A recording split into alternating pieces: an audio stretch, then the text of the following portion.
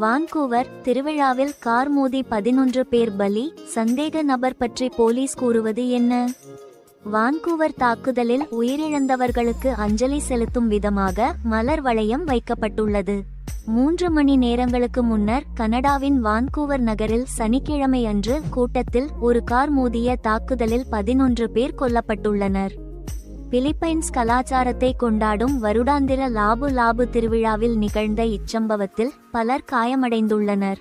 இத்தாக்குதலில் ஈடுபட்ட சந்தேக நபராக 30 வயதான கை ஜி ஆடம் லோ என கண்டறியப்பட்டுள்ளார். தற்போது காவலில் இருக்கும் இவர் கொலை குற்றச்சாட்டுக்களை எதிர்கொண்டுள்ளார். இந்த தாக்குதலில் உள்ளூர் நேரப்படி சரியாக இரவு காலை 8:14 மணிக்கு நிகழ்ந்துள்ளது. ஒவ்வொரு ஆண்டும் ஏப்ரல் 27ஆம் தேதி கொண்டாடப்படும் லாபு லாபு தினத்தன்று இந்த சம்பவம் அரங்கேறியுள்ளது. இந்த திருவிழா கொண்டாட்டங்களில் ஆயிரக்கணக்கான மக்கள் கலந்து கொண்டதாக காவல்துறையினர் தெரிவித்துள்ளனர். இந்த தாக்குதலில் ஒரு வண்டி ஈடுபட்டுள்ளதாக திருவிழாவிற்கு சென்றவர்கள் கூறுகின்றனர். காயப்பட்ட பாதசாரிகள் அனைவரும் உணவு வாகனங்கள் நிறுத்தப்பட்ட இடத்திற்கு அருகில் இருந்ததாக சம்பவ இடத்தில் இருந்தவர்கள் ஏபி செய்தி முகமையிடம் கூறியுள்ளனர். வாகனத்தின் ஓட்டுநரை பொதுமக்கள் பிடித்த நிலையில் காவல்துறையினர் அழைத்துச் சென்றனர். வான்கூவரில் நடைபெறும் லாபு லாபு திருவிழா பிலிப்பைன்ஸ் மற்றும் உலகம் முழுவதும் நடைபெறும் இதுபோன்ற திருவிழாக்கள் ஒவ்வொரு ஆண்டும் லாபு லாபுவின் நினைவை போற்றும் விதமாக நடத்தப்படுகின்றன.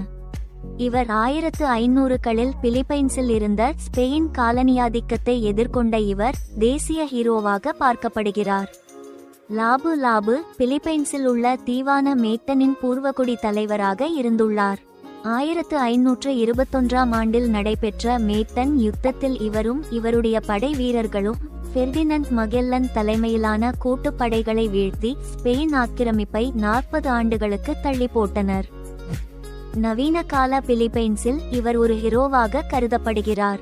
நாடு முழுவதும் இவரின் புகழை போற்றும் நினைவிடங்கள் மிகவும் இயல்பாக தென்படுகின்றன.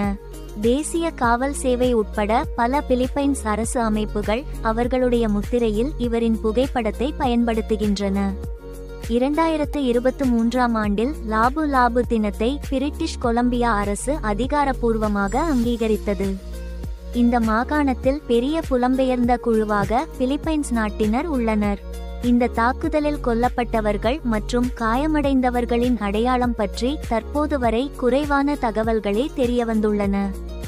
சனிக்கிழமை அன்று நடந்த செய்தியாளர் சந்திப்பில் பேசிய வான்கூவர் பொறுப்பு காவல்துறை தலைவர் ஸ்டீவ் ராய், பாதிக்கப்பட்டவர்களில் ஆண்கள், பெண்கள் மற்றும் இளைஞர்கள் உள்ளனர்.